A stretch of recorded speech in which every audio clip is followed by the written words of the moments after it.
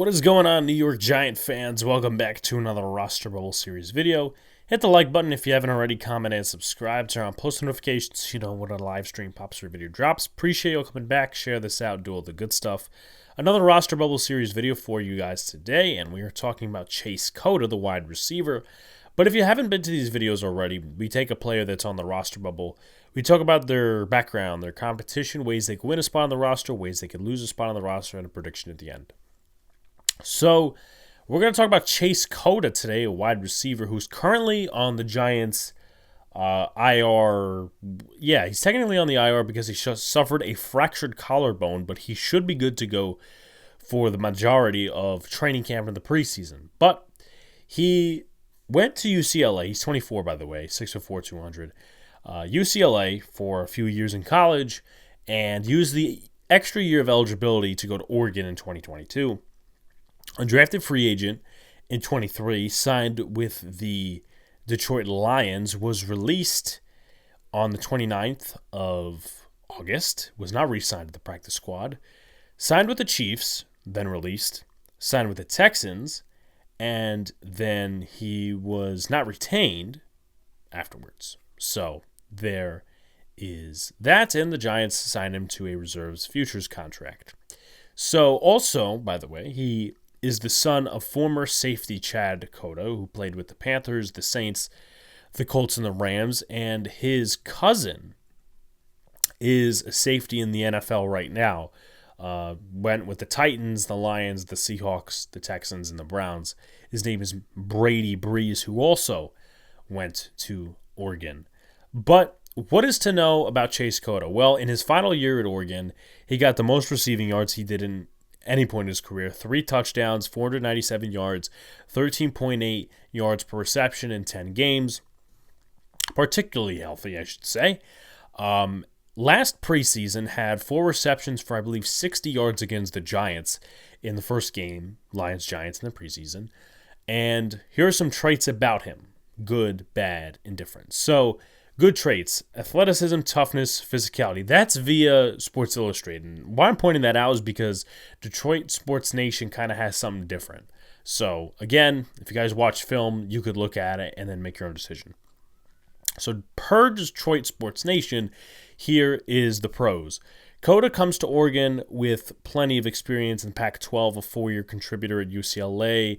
Cota has a lot to like a successful ex-receiver at the college level. He flashes a good ability to get vertical, and he has above average long speed once his stride gets going. He is a built-to-speed receiver who has long stride, can separate vertically against slower defensive backs. He has good catch radius and displays good hands overall. He is good with the ball in his hands and runs hard, breaking tackles and fighting for extra yards. An above-average route runner, Cota is a good technician, and it shows that he is a son of an NFL player. Cota is tough as nails and an excellent blocker at that. I expect him to be a very good special teams player as a kick coverage guy at the next level. Now here are the cons. Chase Cota is a linear athlete who struggles to sink and get in and out of breaks. He is best on routes that work on a straight track, and he doesn't have to create separation out of breaks. He has little quickness in his game and only separates once he is able to open his stride, as he is so long-legged. He lacks change of direction and elusiveness in the open field and is generally easy to defend as long as you don't allow him to get vertical. He's a player who has good technique and heart, but lacks the overall athleticism to succeed at the next level. So, looks like the way he's going to make the roster, if he does make the roster, is via special teams.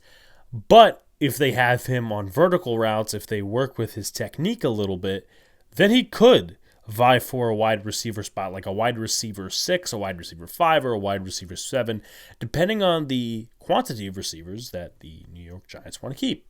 So competition: Bryce Ford-Wheaton, John Giles, Isaiah Hodgins, Zaire Asante, Allen Robinson, Gunnar Olszewski, Dennis Houston, and Isaiah McKenzie. So how can he win? One is health. I always say that for a lot of players, but if he's healthy for most of training camp and preseason action, that's going to be great. But if he has a setback with this broken collarbone, that's big. And that's big in a very negative way, which would pretty much end his preseason and prevent him from making the New York Giants roster in total. If he uses his speed as an advantage all over the field. Now, obviously, once again, he's not a great route runner in terms of, elusiveness and breaks and stuff that doesn't go vertical. But if the Giants use him vertically, that could be something. Now, if a guy during the season like Jalen Hyatt were to get hurt and you need a deep threat, Chase Cota could be that guy because he knows how to beat slow DBs deep, but he just can't do the over the middle and the over the middle of the field stuff, which is a little disappointing. But if he accelerates on special teams kick coverage and good blocking, that's his number one way of making the roster because the Giants, again, need a ton of special teamers. Offense, it's not necessarily a clean slate for all these guys. But as far as special teams, it's an entirely clean slate for most of everybody.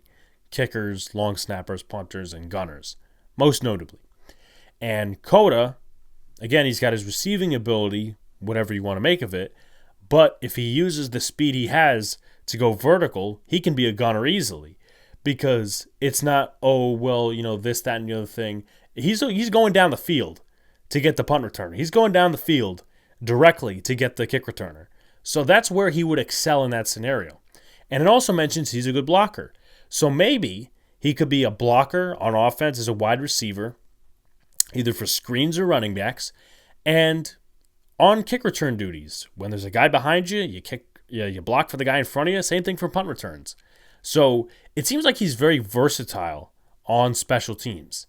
And that's what he needs to make this roster, or at least stay on with the team, whether it's roster or practice squad. How can he lose? Health is one thing, definitely.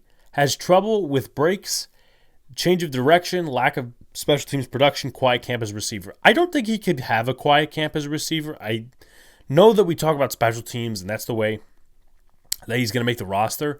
But I feel like he's got to avoid this quiet camp crap, unless he does so good on special teams that everyone is talking about it, especially with the fact that he's coming in with an injury.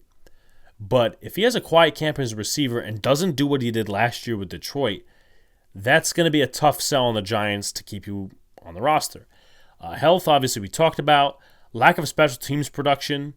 I don't know if it's too much about production on special teams, but I think it's also about just watching the film and, Chase Cota, he's doing things. Obviously to us, some special team stuff will matter, like penalties and missing assignments if it's truly highlighted. But if he's doing real good on special teams, whether it's blocking, being a gunner, running really fast, drawing the holding penalties, that's stuff the coaches are more likely going to see. And they'll say, okay, well, he's got a leg up over this guy, and this guy. But if he has trouble with breaks and change of direction, and the Giants are purposely giving him routes that go over the middle, that's not good. And I'm not saying the Giants should keep him as a one-dimensional route runner, because that would be bad. Why would you keep a one-dimensional route runner on your team that does play specials when this guy, and this guy could do it a little bit better? It just doesn't make a lot of sense. But overall, I don't have Chase Cota making the roster. I think he could definitely stick to the practice squad because of his special teams usage and his ability as a vertical threat. Like, comment, and subscribe. Turn on post notifications so you know when a live stream pops or video drops. Appreciate you all coming back. Peace out, guys. See you later. Stay cool.